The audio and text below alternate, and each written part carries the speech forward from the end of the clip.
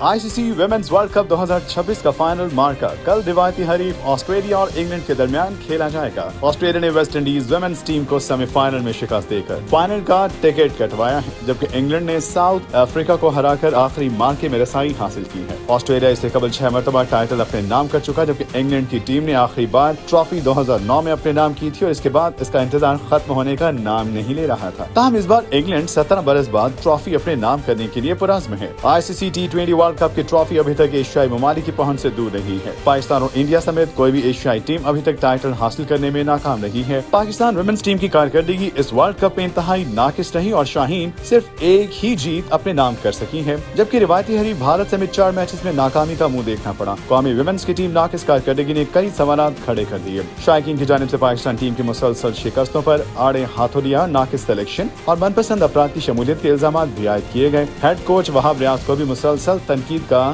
سامنا کرنا پڑا۔ اب تک ICC T20 ورلڈ کپ کے 9 میگا ایونٹ ہو چکے ہیں، جہاں آسٹریلیا 6 بار ٹرافی گھر لے جا چکا ہے، جبکہ انگلینڈ، ویسٹ انڈیز اور نیوزی لینڈ نے ایک بار ٹائٹل اپنے نام کیا ہے۔